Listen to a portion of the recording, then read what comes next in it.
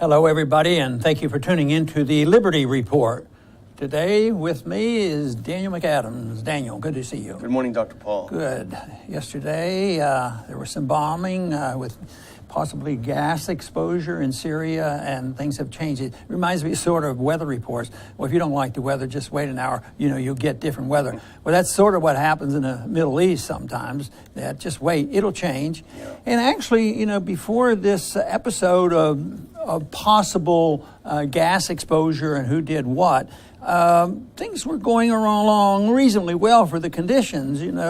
Trump says let the Syrians decide who should run their country, and peace talks were breaking out, and Al Qaeda and ISIS were on the run, maybe defeated. So it was like, in spite of their problems with this foreign policy, it looked like there was some benefit, but it looks like maybe somebody didn't like that, so there had to be an episode. And the blame now is that we can't let that happen because it looks like it might benefit Assad. So Assad, they claim, now went and released gas to kill a bunch of people.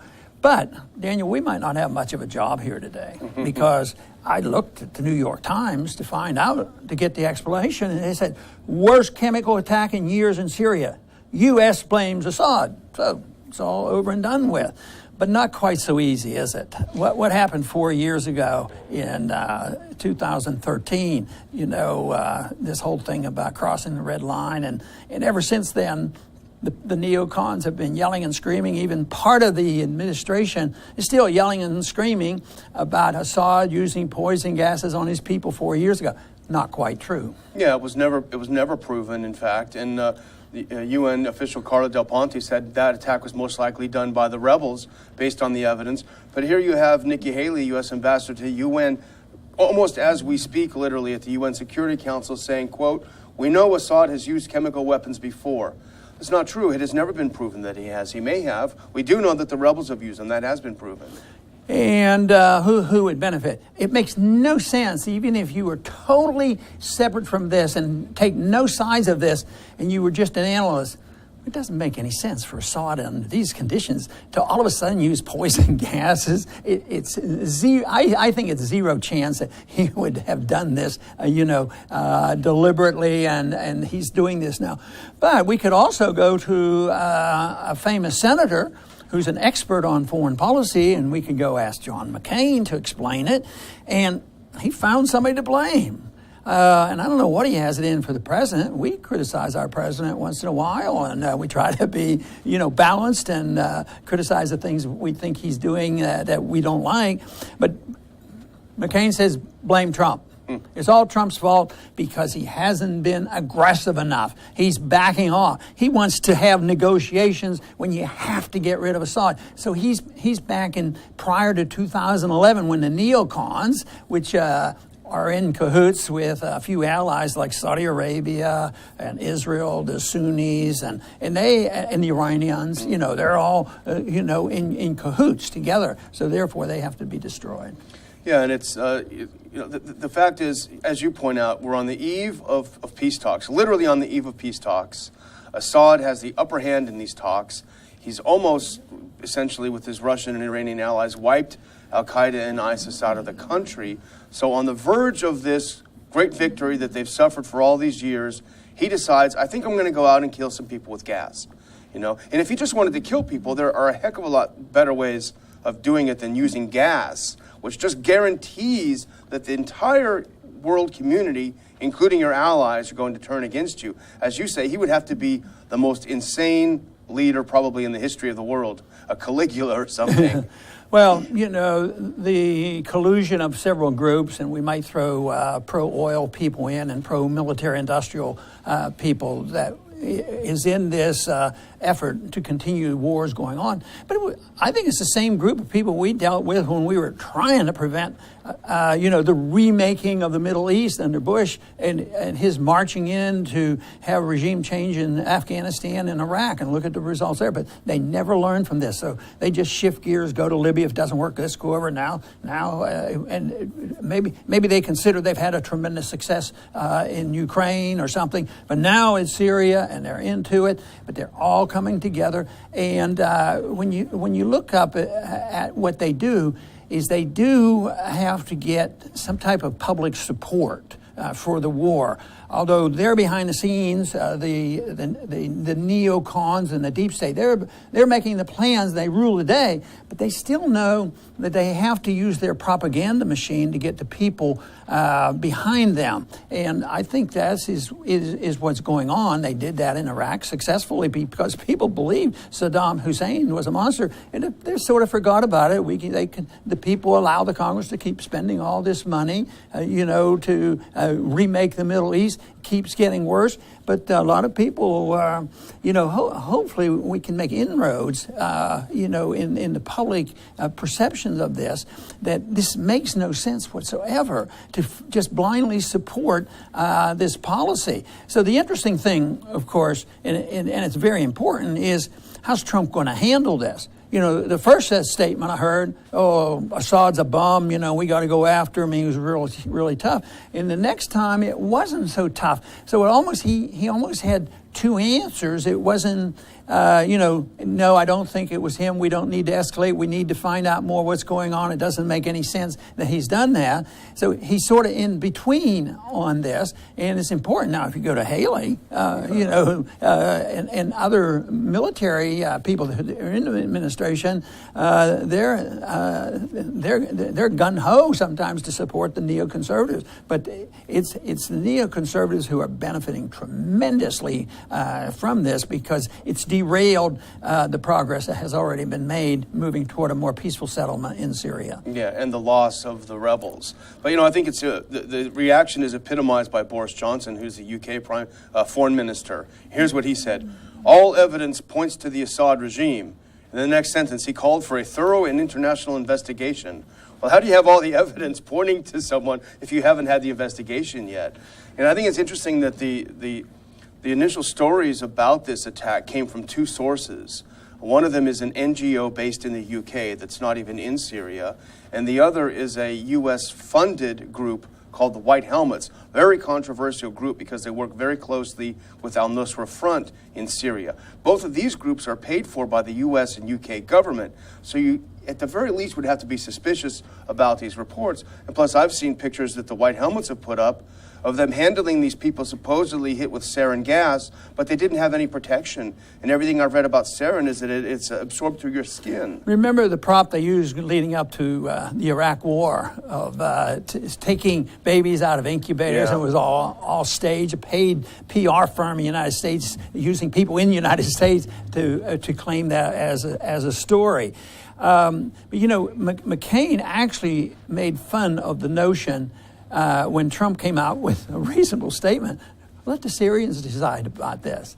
It's just this whole thing. He says, how can they do it? And he argues that what right do they have to decide their own country? But that would be the argument for why should we be there? Even at all? Why wouldn't we let the Libyans and the Syrians and the Iraqis and the Afghans let them all decide? But that's not that option's not usually on the table. There's another option that they throw out there. And what a hypocrite he is, because here's the same guy who's screaming about the Russians interfered in our elections, and then he says, no one else is allowed to decide their own. Right. But here's another good example, Adam Kinzinger, a Republican of Illinois. And this shows the mentality of many people in Congress.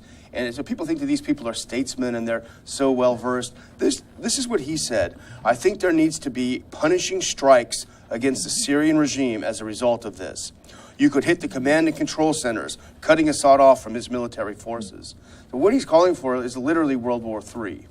And even if it wasn't, even if the Russians stood back and let us do this to bomb and kill the Assad regime, how many thousands and thousands of people would be killed if the U.S. started bombing Damascus over this tragic figure of apparently around 100 people killed in this attack? You're going to have tens of thousands killed in Damascus. This is so irresponsible. It's always the children that they show it, and then they say that it's Assad. It has nothing to do with our policy.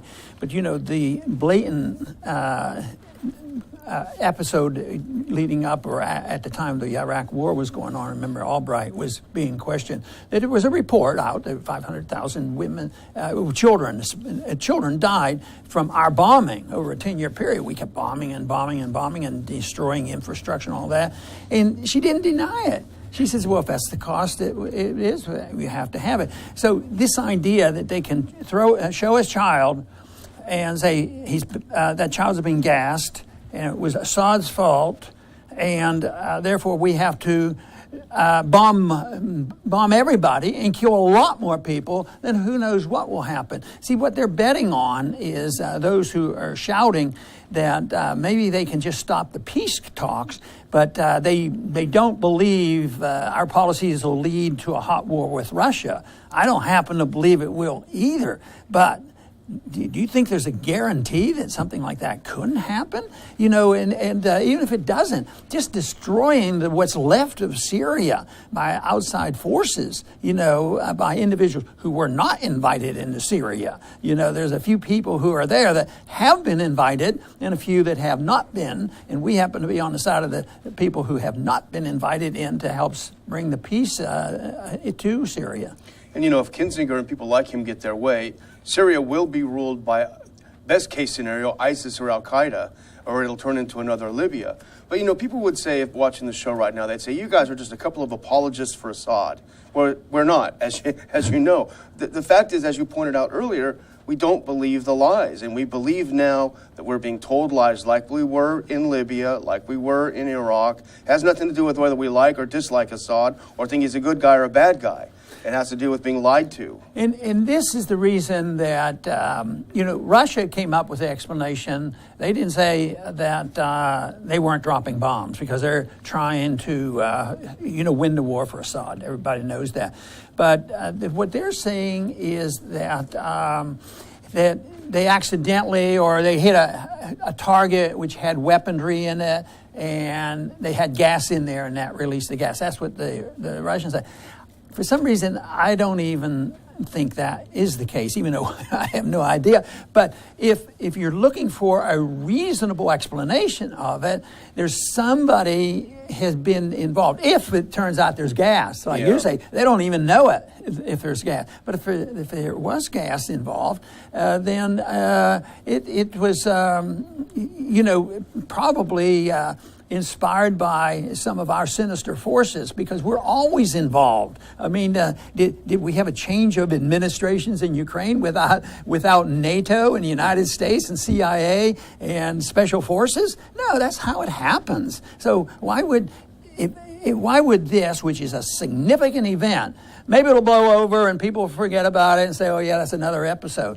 It might not blow over again, but it just looks like it's not an accidental event, and it looks like it makes no sense that that Assad is ready to commit suicide, you know, and literally, yeah, because they could, you know, United States and the British and other, well, we have a lot of warplanes. We could just destroy the rest of the country, and some of these people act like they would, you know. And, you know, if he was keen on just killing people, then why is Aleppo, now that the terrorists are out, why is it rebuilding? You know, you see pictures of it rebuilding. Why isn't he in there killing people if that's just what he likes to do? It doesn't make... It makes no sense whatsoever, but I think it's a reflection of a consequence of our foreign policy, and we shouldn't be surprised. It's a little different this time, but, you know, in time, you know, in a couple weeks or maybe a month or so, or ultimately, it'll be always used for propaganda. Although we did get to as close to the truth as conceivable about Assad not using gas 4 years ago, it's still a propaganda tool. Even half of the Trump administration still uses that against Trump. So it's real hard to cancel out these images, and they're still going to say that. So how would you put all this together, and what do you think might happen? Well, I think you're right. The propaganda value is so strong. Even if a couple weeks down the road, it doesn't look so much like he did it, it's already established. And the one final word that I would, you know, Nikki Haley, I think, is one of the worst people in the administration. Here is just a couple of days after a terrorist attack in Russia, in St. Petersburg. And she was at the UN Security Council today saying, how many more children have to die before Russia cares? just after they're victims of this attack. So it's always awful. always about the children. Yeah, So, awful. well, I'll tell you what, if we really cared, we wouldn't even be in that country, I'll tell you that.